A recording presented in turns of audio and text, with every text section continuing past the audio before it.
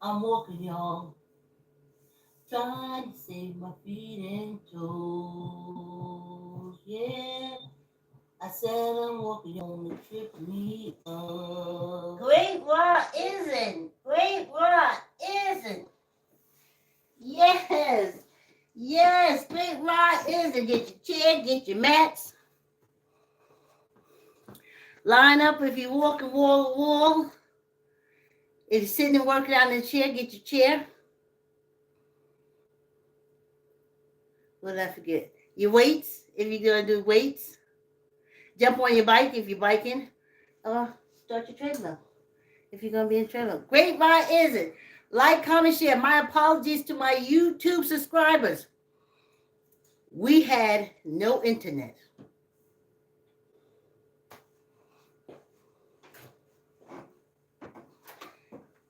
Back in the days.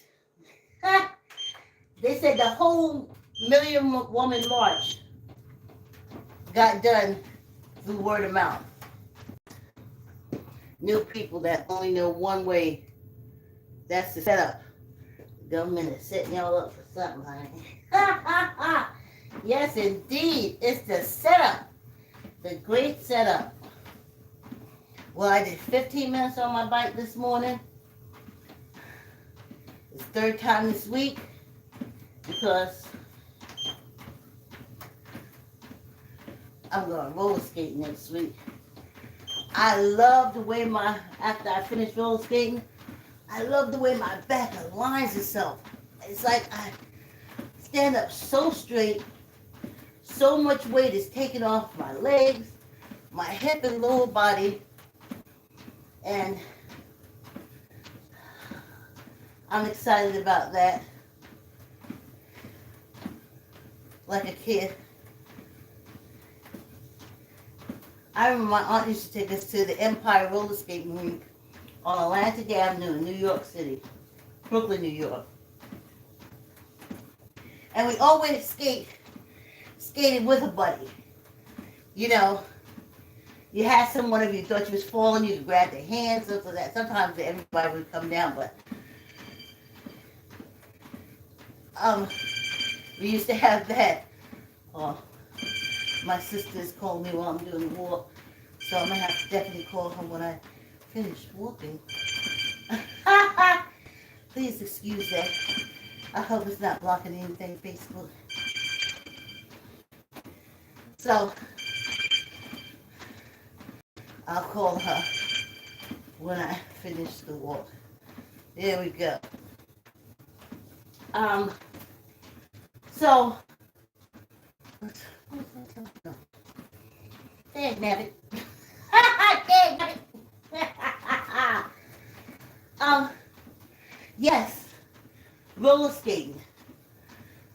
So I'm excited about it, and I'm wearing this with my cushion underneath.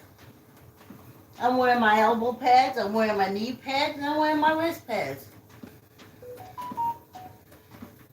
Because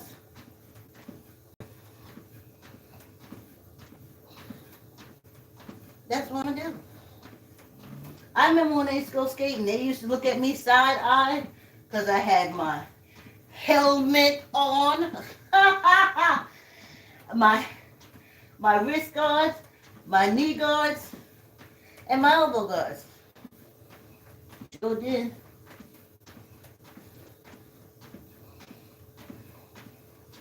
And just because it would embarrass my sister and my friends so much that I don't wear a helmet when I roller skate. But I cushion this old head, honey. I got a few more years before I do a separation of matter and energy. But until then, I like to be in charge of all my faculties, etc., etc., etc. So, oh my goodness. I'm excited. And I'm going to steam Sunday night so I can still be loose when I go roller skating. Yes. Yes. I'm excited. Like, comment, share, tell uncle, tell auntie, tell a cousin, tell a friend. We still on the HR 40. Next week we'll be walking for 45 minutes. So that should all, because I'm going Monday night, that should also get me loose as a goose for roller skating on Monday. And going to Nevada, I'm going to post those stairs that I walk up and down. I walked up and down those stairs at least 15 times a day. Because when you leave something upstairs, I mean, I narrowed it down. But, no. Ha, ha, ha. So, but I was glad I walked up and downstairs. And this weekend I gave my rave reviews for the house that I stayed at. I might as well say a home. I never thought I would go to a house. I always thought it was like hotelish. But they're not. It's like a home. And though you're not in your home, you're at a home, which is different than a house. Me and the ancestors, we fit in real well. Real well. Yeah, like we belong there. Yes. So next week when we walk for 45 minutes, I'm going to record. I have to record it on my old camera recorder. And so I may only be able to do like 15 minutes at a time, a half hour. But I'm just going to talk until it says, well, there's no more room. And then we can listen to that next week. And I don't have to talk. It's almost as if I'm studying it. Because like I read it already. Then I read it again. Then I'm going to read it when I read it into the recorder. And then I'm going to hear it when we go on a walk. So maybe I can pick up some things that I missed. But when I think about HR 40 for 38 years, I said to myself, I think it's taken them less time to develop DNA than it has been for them to do the study and development of reparation proposal for the African American Act. I think it all goes back to the Black Caucus, which was a lot of congressional and Senate African Americans, but not so much. And as I said, I think this is a way of funneling money into the Washington African American Museum. They have these reparation organizations that I'm sure is pulling money from out there. I believe that every 2 years when it is introduced to the Senate, it releases some money. I work for nonprofits, et cetera, et cetera, et cetera. I've seen how they operate. So, when we see reparation, it is not for us. It is how they are for their project. I'm getting jealous. You talk about HBCU. Let me see if I had enough time to tell y'all my interaction with Howard University. I think we got enough time. Y'all remember I told y'all. And I met this lady named Irma. Irma used to be a realtor, but she wasn't when I met her. but she was concerned about the community. To buy houses. I'm gonna get sad. That African Americans were not given home loans. But say if you came, she used to say, and I used to say to myself sometimes, because Irma was from Louisiana. So I say, you can't be, you know what I'm saying? I was like, Irma, you ain't no racist, are you? And she said, no. She said the banks aren't giving it to us, but it's giving it to them. And I was like, Irma. But after she died, there was a lady that bought a house next door to me, to where at the tenement building that I lived in. And I can't even tell you. That house was up for $350,000. And people walked through and stuff. I remember the brother and sister that used to live there. We used to see them. 2 years they lived there in the house. Just before everything went kapooey. So we saw the new owner. This short, stout woman. Very nice. She used to always be in surgical clothing. So you think she's a nurse or something like that. But we found out she's a CNA. So I said, wow, CNA, $350,000 house. Wow. Did she have money to put that on?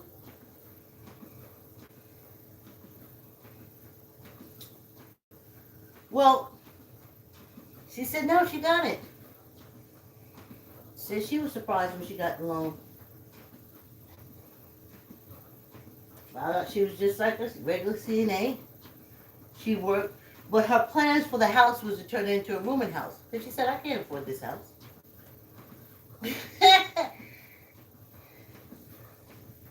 So she brought her dad over, and he stayed at the house and I guess broke it down into rooms and stuff like that. And she worked. I think she had a car.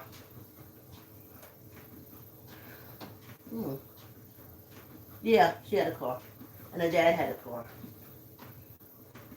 But when I looked at that, I was like, Irma told me this. Now by this time it's like 2008, 2009. And wow. Well, and she turned it into a rooming house. But we had moved. I don't know what happened after that. But I just thought back about Irma. So, oh gosh. Now I missed the whole thing about Howard University. This is almost time for us to take a break. Well, basically I heard the story. Remember I went with Irma to HUD, Housing Urban Development, at 26 Federal Plaza. And somehow we got turned around and we came out the side of the building that faced the sign that said African Burial Ground. And I looked at it, I said, African Burial Ground? And just like that, my brain said, and I remembered about the articles, about, talking about perfect timing. Dinkins was mayor. Whoever was at that site, like saw somebody chuck a bone and reported it and shut down the whole site. Because what they used to do, they knew it was African burial ground, but that's how great the disrespect is. They used to take the bones and just grind them up and put it with cement and building these big high-rise. Maybe that's why they didn't hire any African Americans in New York City. They know they was digging up African burial grounds and crushing their ancestors' bones and using them in the buildings. I don't know why the ancestors don't rage. They're busy culting. But you got the freedom. You should rage through this place. Whew. Anyway, time for our break. Every time I hold on to it, I hear Johanna saying, let one hand go. Let one hand go if you want to do your core. Yes, get some water.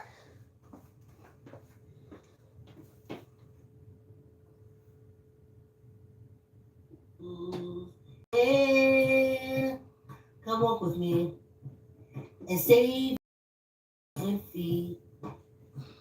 Yeah, I said, cause when you walk with me, you can eat the food you want to eat. I'm walking, y'all, trying to save my feet and toes. I said I'm walking, y'all, trying to save my feet and toes. Cause if I stop walking, y'all, they cut me up until I'm just a nose.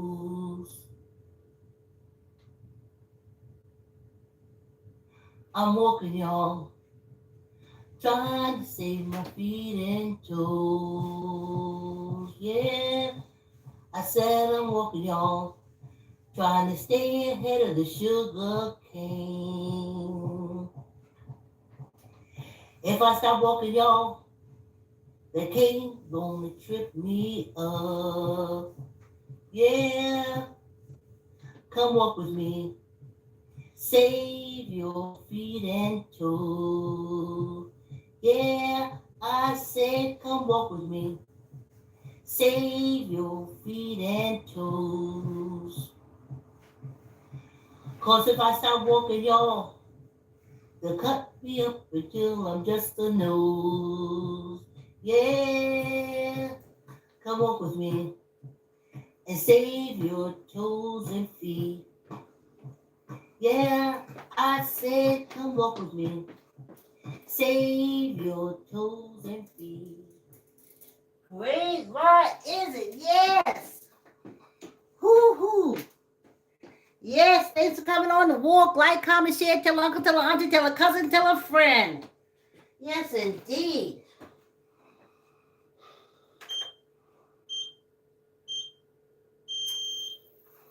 Yes, you ain't gotta walk like me. You can do your own workout.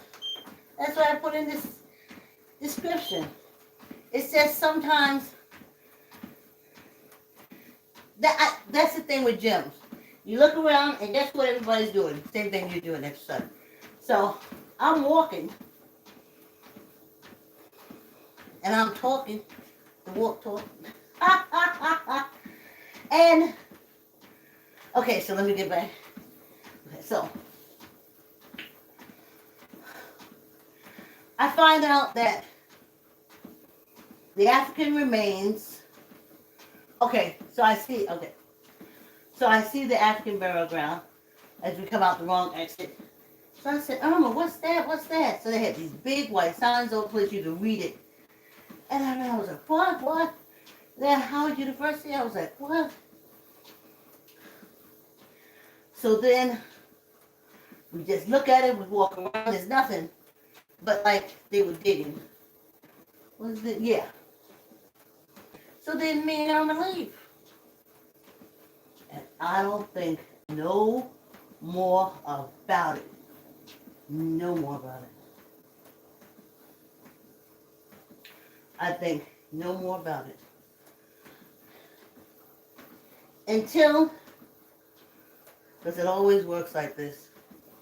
I'm either on the bus, I'm walking, literally, like they said in the movie, like that newspaper that's blown down and wraps around your leg, and you bend down and you pick it up. And I'm like, article on the African burial ground. Wow. was just down there a little bit ago.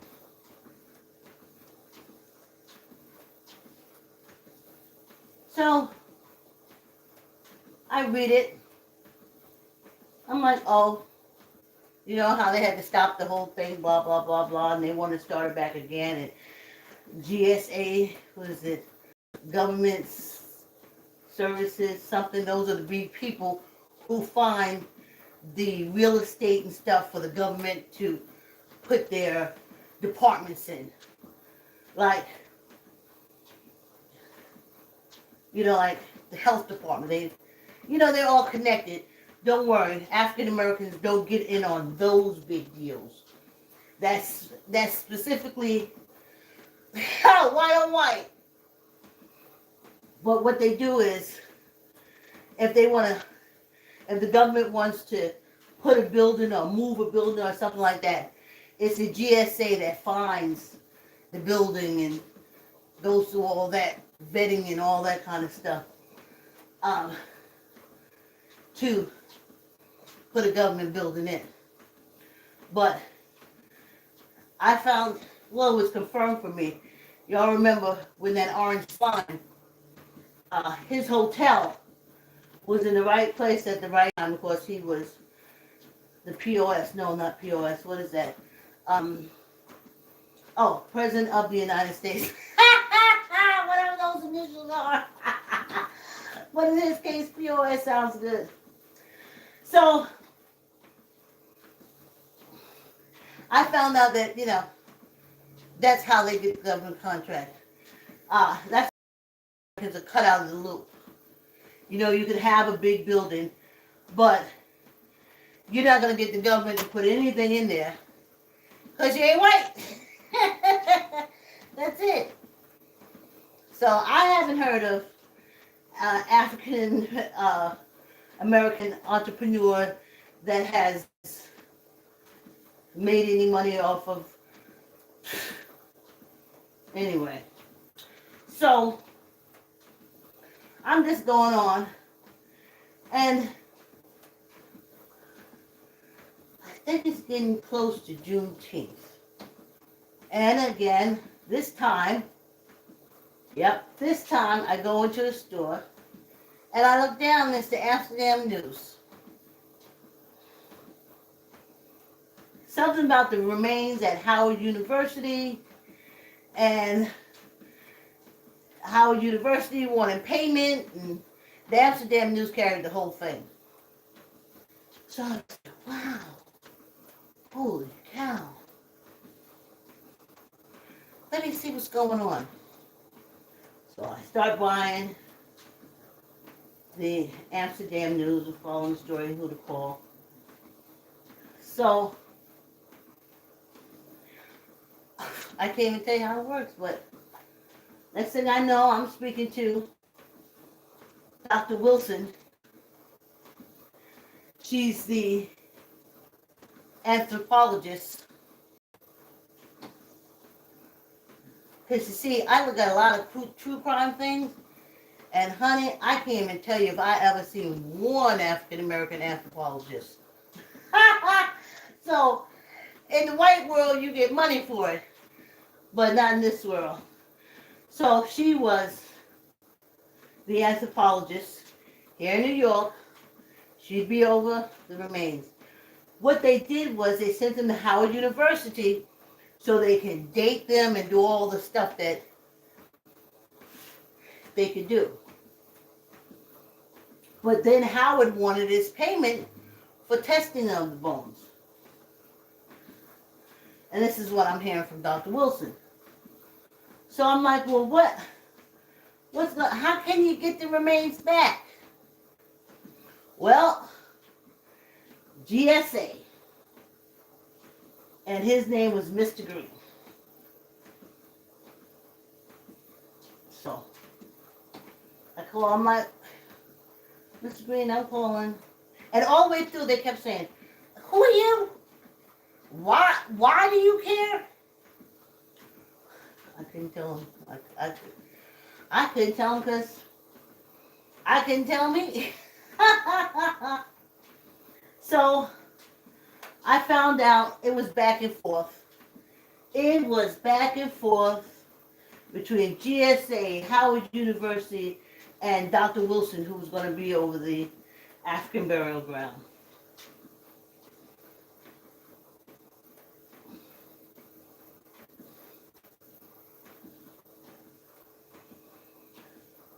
I kept trying to get out of it. And I would get up and I was like, ancestors, I ain't nobody. You need to get somebody who's somebody. And then I would bow out.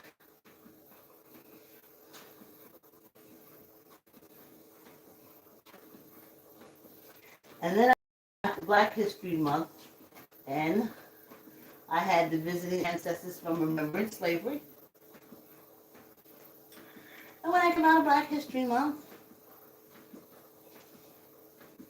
I knew what I was supposed to do.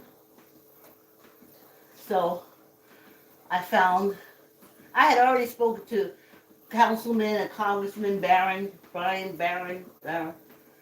We had dealings when I saw in the Amsterdam News that was the thing. Oh my goodness. Again, minding my business on the bus wants to use Marcus Garvey's birthday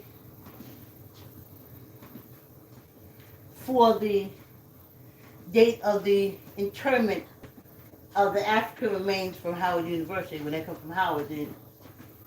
And I was like, are you kidding me? Let them have their own things.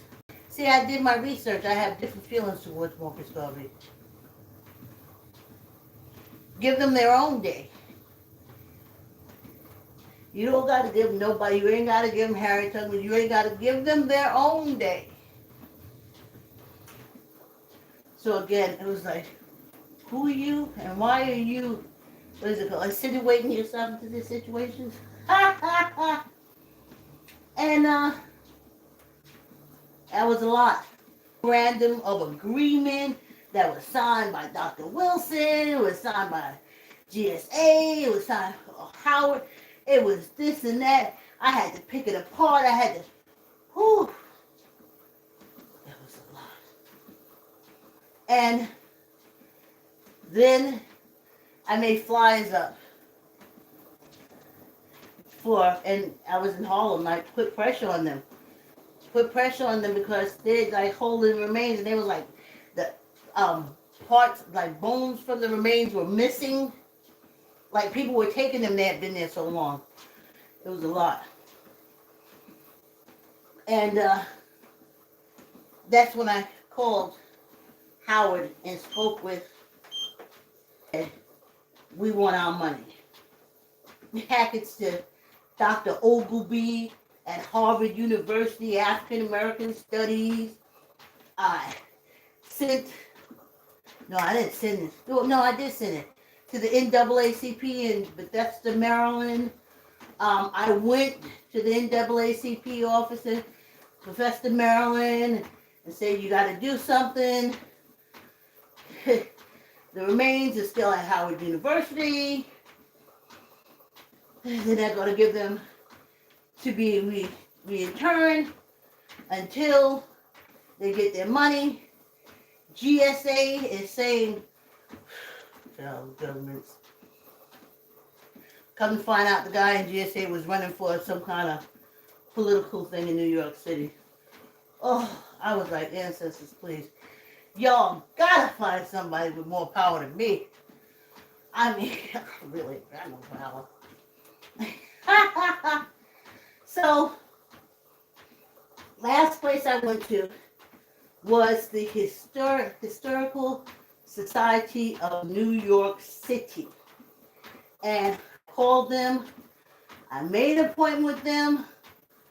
I gave them my packet. She listened and took notes on my story. We left. I walked by the African Museum, the burial ground. That's still, the remains weren't returned yet. And I said, ancestors, I can't. I'm done. There's no more I can do. I done sent packets all over the place. Did everything you wanted me to do. I can do no more. And then, maybe about a year and a half later, a friend sent me an article from the New York Times that spoke of this big celebration they had for the interment of the African remains. I knew nothing about it. They all hated me because they didn't know where I came from. They didn't know. And they didn't know why I was there. So when it all worked out, I didn't know about it until I got the article in the paper. 10, not up, no down. 1, 2, 3, 4, 5, 6, 7, 8, 9, 10. And when I was doing that, I had wrote a procession, a whole thing for the reinterment, how we pour libation, and we call their names as best we can. I just wrote a whole program, 7-day celebration. I remember the lady from Africa, she said, "Who are you?" Let's do it. 1, 2, 3, 4, 5, 6, 7, 8, 9, 10, and 1 for good luck. I can tell her I'm the one that really would prefer to sleep at night than to feel the energy of who said, "Oh, we're in a box at Howard University. You've been so disrespected." When they used to say, "Who are you?" I was like, I'm the one that I wish that newspapers would stop blowing into my leg, or when I sit down on the bus or go somewhere, the first thing I see is something African burial ground. I'm that person that's sick of that.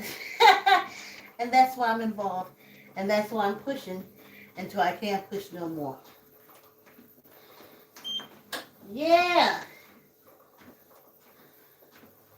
Okay, I pushed the wrong button. You think after all this time I'd be used to it. Thanks for coming on the walk.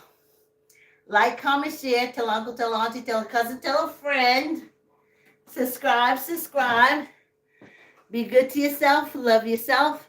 And remember, next week, we're walking for 45 minutes because we got time we got to make up. Okay? See you on Monday. Have a great weekend. Thanks for coming on the walk.